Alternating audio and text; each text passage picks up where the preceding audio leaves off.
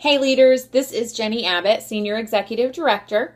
Just wanted to come and share my tip with you. Robin asked me to share a tip with her leaders all around something that I think would benefit you guys. And the first thing that popped into my head was systems. We are all busy women and we all have huge lives outside and away from our 31 jobs. So when we are working our business, we want to be very effective in that time. So I thought I would share with you something that we all have to do and we all need to be working on. And I hope that if you don't have a system already to work with these groups of people, that you will consider what I'm doing. It's not something that I started myself. It's something that I learned from someone else who learned it from someone else. And so I'm not recreating the wheel. I'm not being uber creative here, but it is something that really does work for me. So it's as simple as a binder. I have a binder of communication that I keep for me, consistent communications with my team. And I love that it's a binder because I can take it with me in my bag, put it in the car with me, and it's always with me whenever I get a chance to make these calls. But I will tell you that I'm very much a office hour stickler. I only like to work when I'm supposed to be working, just like a regular job.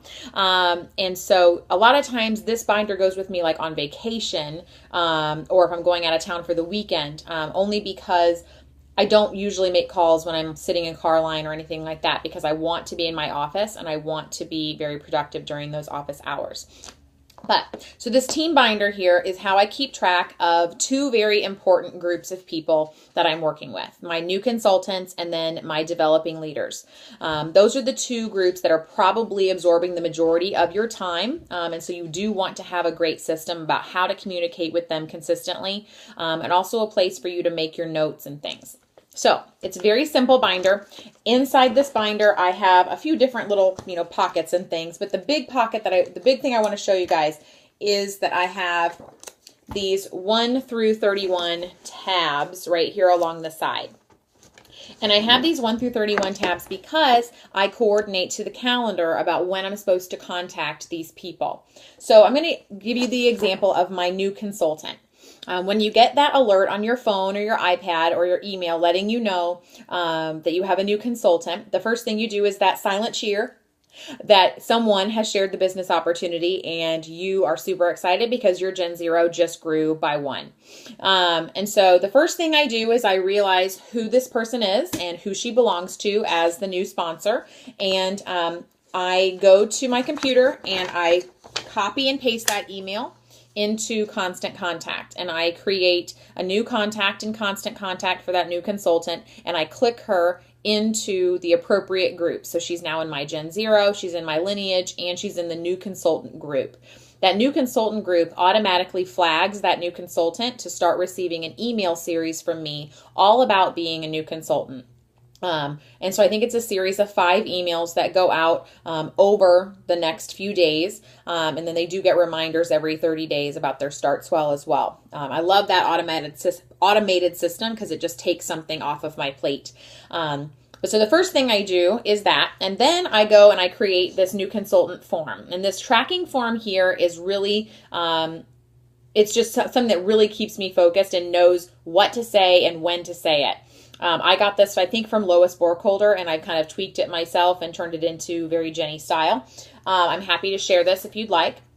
But it's got a place for their name, their ID number, their cell phone number, their start swell dates, and then starts the things that I have to be doing for them. So the first place here is sending a welcome postcard. So I send a welcome postcard to every single new consultant that joins my family because I want them to know me as their senior executive director, but also their first line leader. Outside their sponsor, who should they go to? It should be to the director. So this is anyone that joins my Gen Zero, not just my personal recruits, receive this postcard of me introducing myself, encouraging them to join my Facebook group, and then also inviting them to the Strong Start call on Monday night. The second thing I do that has a little checkbox on the tracking form is sending a congratulations note to the sponsor of that person. So this is just very simple. Congratulations on your new recruit. Wow, look at you grow. So just a very nice congratulations. You had someone new join your team. Let's support her together. And then I send a welcome red stamp to that new consultant.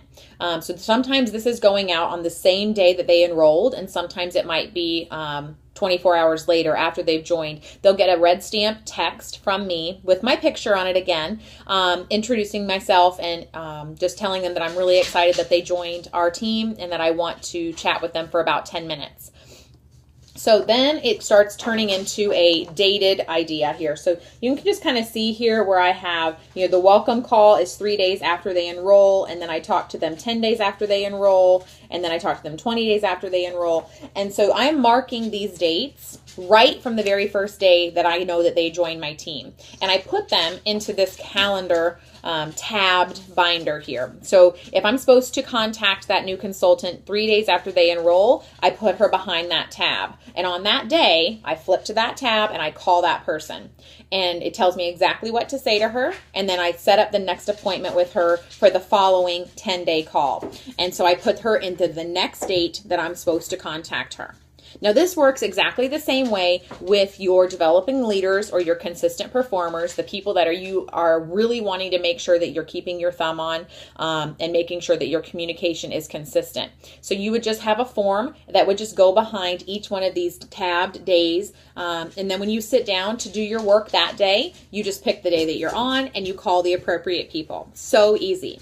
And another thing that I really love about this system is that if you don't work on Fridays, or if you need to take off on a Tuesday when you can't do your office hours, it's okay. So when you sit down, you just go back to the last tab that you worked on and just play a little bit of catch up to who you still need to reach out to in the past couple of days. So I hope that this system is easy for you. It's completely duplicatable. I know you can use it and that you will use it. It really does help keep me focused and tells me exactly who I need to call, what I need to say, and to know that that communication is consistent.